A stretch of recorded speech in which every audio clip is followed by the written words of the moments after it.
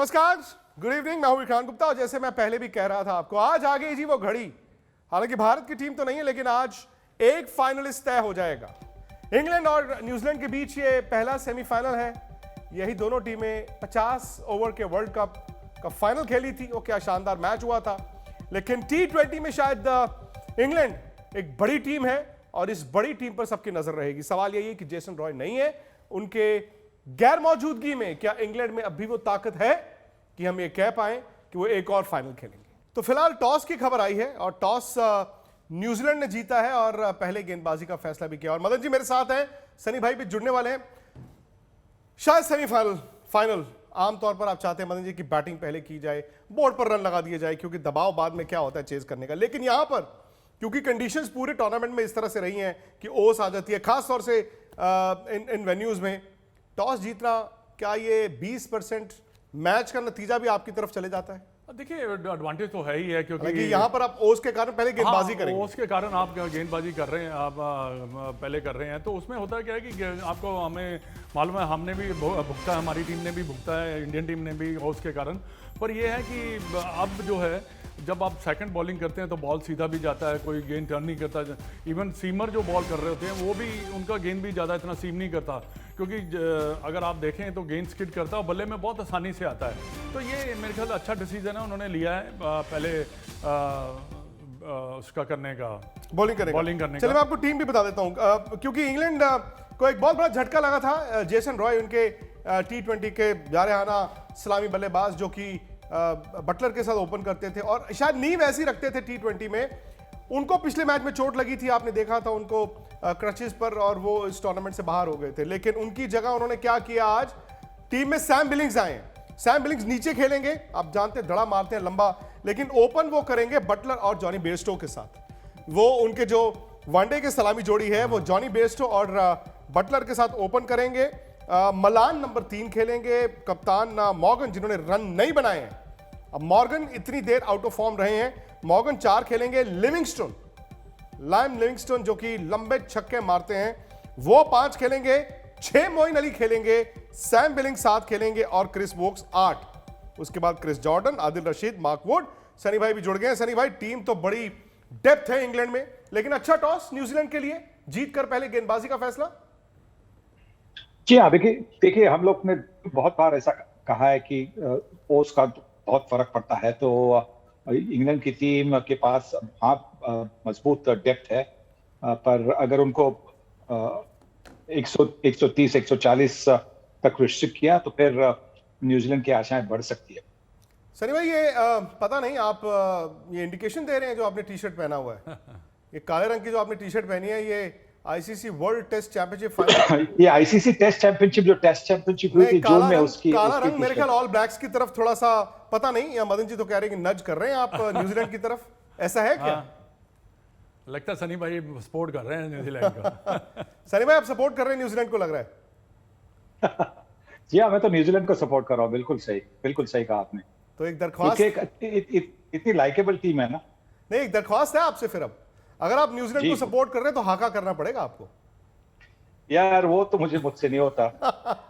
मुझसे भांगड़ा नहीं होता तो हाका क्या होगा। हाका मदन जी कर सकते हैं, मदन जी कर सकते हैं हाका। नहीं, लेकिन आपने कुछ दिन पहले प्रिडिक्ट किया था कि इंग्लैंड वर्सेस ऑस्ट्रेलिया ये फाइनल, क्या आप अभी भी उसी चीज पर कायम है? यानी कि भले ही आप कह रहे हैं कि आप you banking the underdog New Zealand, क्या न्यूजीलैंड ही अंडरडॉग है? क्या इंग्लैंड अभी भारी टीम है, ये देखते हो कि जेसन रॉय को चोट लगी है? जी बिल्कुल, क्योंकि जो उनको रिप्लेस करते हैं जॉनी बेयरस्टो, वो भी जबरदस्त फॉर्म में, उन्होंने ओपन किया है। हमने देखा है कि जब वो सनराइजर्स के लिए ओपन करते थे कितनी अच्छी ओपनिंग की है उन्होंने। तो मुझे लगता है कि उस जेसन रॉय के जाने से इतना फर्क तो नहीं पड़ेगा। हाँ, ये सेमीफाइनल है, पहले जो 5 मैचेस हुए थे वहां पे जेसन रॉय और बटलर की जोड़ी थी वो टूट गई है, पर जॉनी बेयरस्टो एक अच्छे बल्लेबाज है। तो मुझे लगता है कि जिस तरह की बैटिंग डेप्थ है, हमने देखा कि क्रिस वोक्स नंबर 8 पर आएंगे, आदिल रशीद जिनके पास, मुझे अगर मैं सही याद है मुझे, तो उनके पास 10 फर्स्ट क्लास सेंचुरीज है आदिल रशीद के पास, मतलब वो भी बल्लेबाजी कर सकते हैं। तो अच्छी बैटिंग डेप्थ है, पर जरूरत नहीं पड़ेगी शायद। अगर पहले 4-5 बल्लेबाजों ने अच्छी तरह से बल्लेबाजी की तो फिर नंबर 7-8 को मौका नहीं मिलेगा। क्योंकि हम बात कर रहे हैं आज सेमीफाइनल की, क्योंकि एक टीम जाएगी जी आगे, मदन जी भी हैं। और मदन जी, सनी भाई कहते हैं डेप्थ इंग्लैंड को एक मजबूत टीम बनाती है, डेप्थ भी बनाती है, और शायद उन्होंने यहां आने के लिए उतनी मेहनत भी की है, उन्होंने वो फियरलेस क्रिकेट खेली भी है। वो T20 मैच में ये नहीं सोचते यार हमारे 2 आउट हो गए अब हम क्या करें, वो कहते 2 आउट हो गए कोई बात नहीं, हमें तो आगे जाना है। और यही सोच उन्हें आज शायद इस फॉर्मेट की सबसे इंटिमिडेटिंग टीम भी बनाती है। हाँ बिल्कुल, देखिए जो उन्होंने बड़ी फेयरलेस क्रिकेट खेली है और उसके रिजल्ट भी उनको उनको उनको मिले हैं। और हमेशा मैंने देखा है बटलर और अब तो जॉनी बेयरस्टो कर रहे हैं, तो उससे क्या है कि उनको स्टार्ट भी अच्छा मिला। पावर के जो 6 ओवर हैं उन्होंने काफ़ी अच्छे यूटिलाइज किए हैं। पर डेप्थ जैसे जो है इंग्लैंड की, वो उनकी मैं समझता हूँ कि स्ट्रेंथ है। पर बॉलिंग में कोई ज़्यादा इतना ज़्यादा अंतर नहीं है। उनके पास भी 2 स्पिनर हैं, इनके पास भी 2 है, और उसके पेसर भी इनके मैं समझता हूँ कि मोरल ऐसे एक जैसे ही हैं। पर बैटिंग में मैं समझता हूं कि इंग्लैंड थोड़ा सा, और यही आंकड़े सनी भाई स्क्रीन पर भी दिखा रहे हैं। अगर आप बॉलिंग देखें या बैटिंग देखें, पावर प्ले में आप क्या करते हैं, बीच में आप क्या करते हैं, और एंड में आप कैसे खेलते हैं, तो इंग्लैंड साफ तौर पर सिर्फ एक जगह कमजोर दिखती है, जब वो स्लॉग ओवर्स डालते हैं। जो स्लॉग ओवर्स डालते हैं वहां पर इंग्लैंड थोड़ा कमजोर दिखता है, लेकिन अगर आप पूरी बैटिंग देखें इंग्लैंड इंटिमिडेटिंग है। न्यूजीलैंड लेकिन सनी भाई एक ऐसी टीम है जो कहते हैं ना ईंट दर ईंट वो बिल्डिंग बनी है, नाम और उसके साथ साथ काम। और केन विलियमसन कप्तान जो एंड तक खेल कर आने के लिए बहुत मशहूर है। जी बिल्कुल, वो गिव अप नहीं करते। और सबसे बड़ी बात उनकी है कि वो जानते हैं कि उनसे ज्यादा एक्सपेक्टेशंस नहीं है। बड़ी छोटी कंट्री भी है, मैं समझता हूँ कि 5 या 7 मिलियन की पॉपुलेशन है, तो वहां पे उनके जो फॉलोअर्स है ज्यादा रग्बी फॉलो करते हैं और क्रिकेट इतना फॉलो नहीं करते। इसका मतलब है कि इन जो प्लेयर्स हैं इन पर इतना दबाव नहीं बनता जैसे कि हमारे प्लेयरों पे बनता है, क्योंकि हमारी पॉपुलेशन इतनी बड़ी जबरदस्त है और वो सब उनमें से बहुत सारे क्रिकेट फॉलो करते हैं। तो ये एक न्यूजीलैंड के लिए एडवांटेज बनता है। और दूसरी एक बात है कि उनकी जो क्रिकेट सिस्टम है वो भी काफी अच्छी सिस्टम है, जहां से उनके युवा खिलाड़ी ऊपर आते हैं, अंडर 19 से आते हैं, 18 से आते हैं।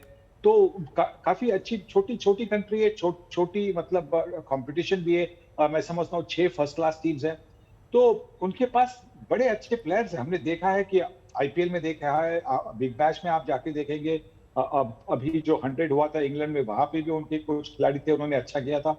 तो वो सरप्राइज कर सकते हैं। उनको जो भी कोई लाइटली लेता है, हल्का लेता है, तो वो उनको दिखा देते हैं कि हमको हल्का मत लीजिए, क्योंकि हमारे पास भी काफी ताकत है। अरसे से भारत उनको हल्का ले रहा था, लेकिन इस साल वर्ल्ड टेस्ट चैंपियनशिप फाइनल ऐसा हुआ, उसके बाद भारत ने हल्का लेना बंद कर दिया। इस बार जब मैच था तो भारत हल्का छोड़िए, भारत इतना दबाव में था कि न्यूजीलैंड ने चारों खाने चित किया भारत को। लेकिन सनी भाई, आबू धाबी ऐसी जगह जहां पर बैटिंग के लिए कंडीशंस ठीक हैं, बैटिंग के लिए कंडीशंस अच्छी हैं, वहां पर इंग्लैंड चाहेगा, चूंकि ओस का आपको डिसएडवांटेज है, आपके स्पिनर्स को पता नहीं बाद में मदद मिले ना मिले, आपको 160-70 रन कम से कम चाहिए होंगे बोर्ड पे। बिल्कुल बिल्कुल, बेशक उनको मुझे लगता है कि 160-170 रन तो कम से कम चाहिए, क्योंकि जैसे आपने कहा कि ओस का भी इफेक्ट हो सकता है। और दूसरी बात यह है कि अबू धाबी का जो मैदान है वो खुला मैदान है, तो वहां पे हवा काफी चलती है। ओस तो मतलब जो आपकी आखिरी ओवर जो होगी, 20वीं ओवर होगी, अगर 20वीं ओवर में आपको सिर्फ 10 रन भी बनाने हैं, तो अगर वो विंड के खिलाफ हो तो वो लंबे शॉट्स मारना आसान नहीं बनता। तो ये मॉर्गन एक ऐसा कप्तान है, वो जानेगा पहली ओवर डालने के पहले कि 20वीं ओवर कहां से होगी। तो ये सब सोच समझकर, इसीलिए तो इतना बढ़िया कप्तान है। और उसी अंदाज से वो बॉलिंग लगाएगा, वो बॉलिंग चेंजेस करेगा, कौन आखिरी ओवर करेगा ये भी देखेगा।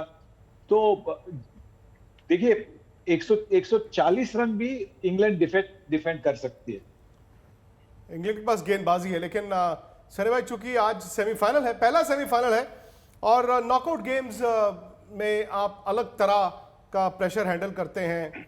इंग्लैंड कहते हैं ना, been there done it before, New Zealand been there done it before. इन दोनों टीमों को ये एडवांटेज है। मॉर्गन के रन्स नहीं आए हैं बल्ले के साथ, क्योंकि जेसन रॉय अगर ऊपर से बाहर हो जाते हैं, भले ही आप बेयरस्टो से ओपन करा रहे हैं, लेकिन मॉर्गन का नंबर भी 5 से 4 हो जाता है, तो मॉर्गन को भी तो रन बनाने होंगे।